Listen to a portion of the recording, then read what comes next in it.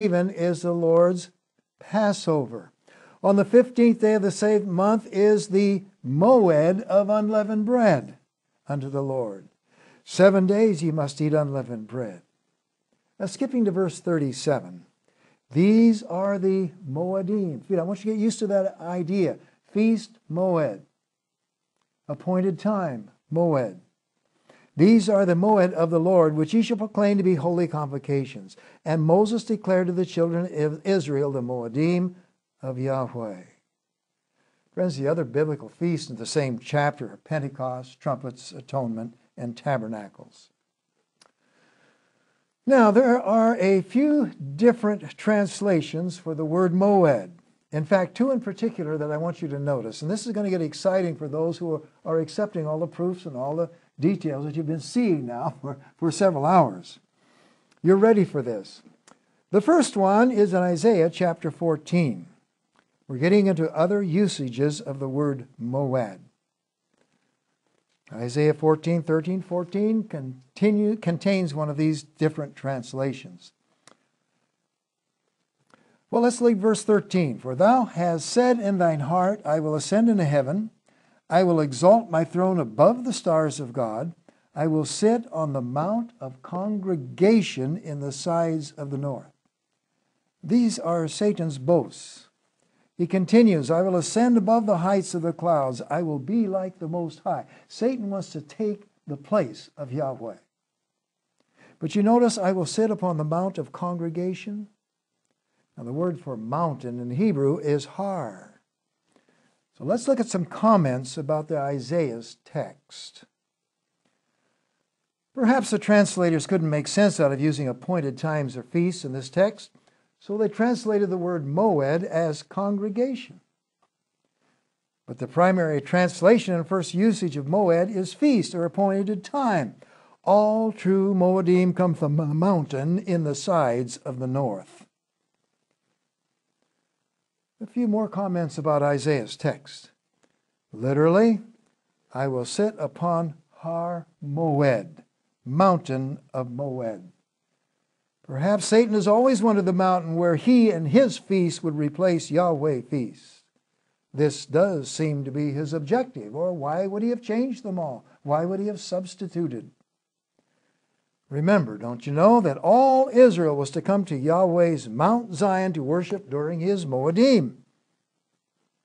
And so it shall be in eternity. Zechariah 14, Isaiah 65 and 66, and the book of Revelation all tells us that the temple of God is on a mountain, and we'll go to that mountain to keep God's feasts. All through history, the serpent has worked to replace the true God, his true worship, with his own forms of worship. Devil worship. Moed mountain. Look at the mountain on the screen. If you notice on the light side of the mountain at the bottom, there's unleavened bread, and on top of that is Pentecost, then trumpets, atonement, tabernacles, and the Sabbath. And on top of the light side of the mountain is Yahweh, who gave these things through his Son in the first place. But on the other side of the mountain, I have other feast days. At the bottom, I have Easter.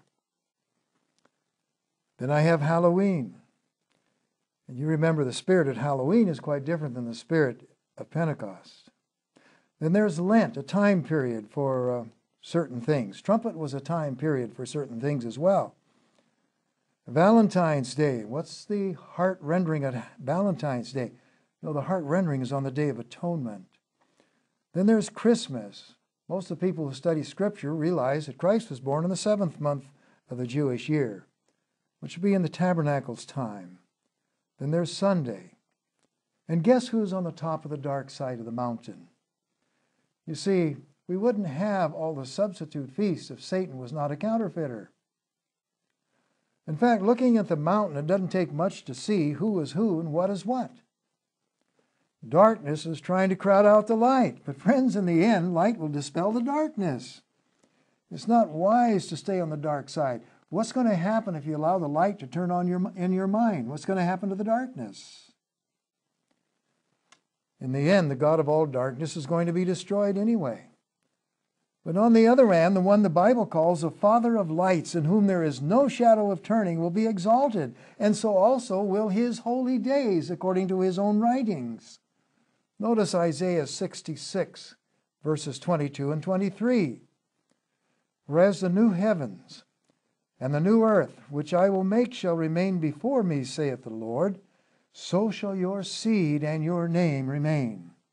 And it shall come to pass from one new moon to another, and from one Sabbath to another, shall all flesh come to worship before me, saith the Lord. The truth is, all who keep his feasts will be at peace on his mountain forevermore. Notice Isaiah 65:25. They shall not hurt nor destroy in all my holy mountain, saith the Lord. Yes, it will be his Moedim at his mountain, Har Moed. Now, Revelation 16 contains the other confusing translation of the word Moed. Notice, Moed continued. In Revelation 16:16, we find the word Har-Mageddon.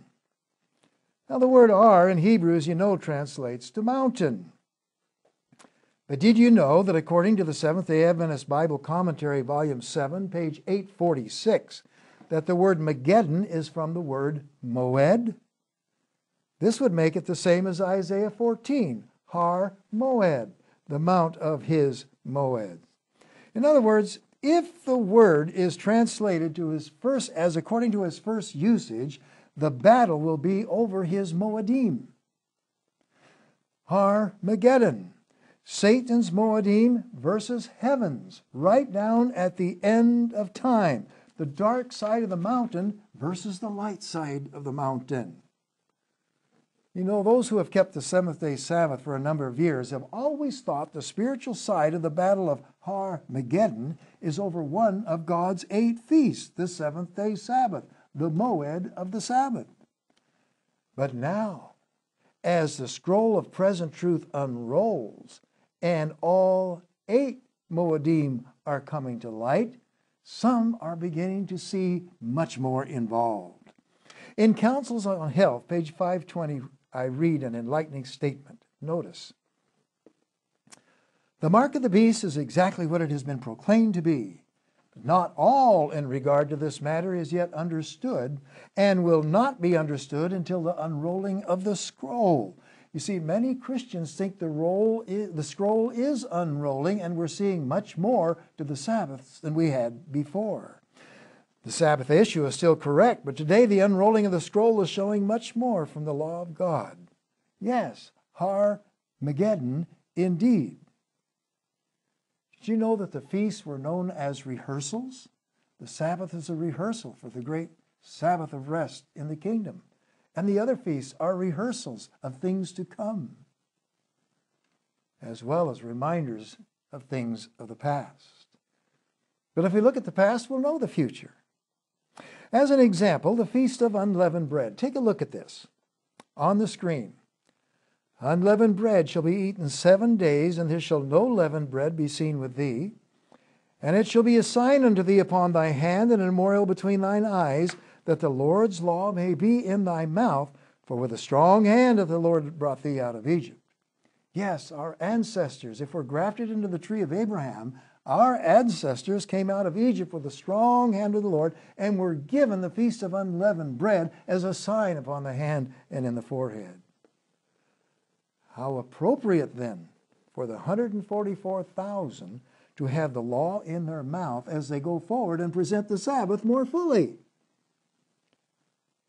On the other hand, on the other side, I think of the famous priest Enright's letter offering $1,000 to anyone who can prove from the Bible alone that we're bound to keep Sabbath Sunday holy.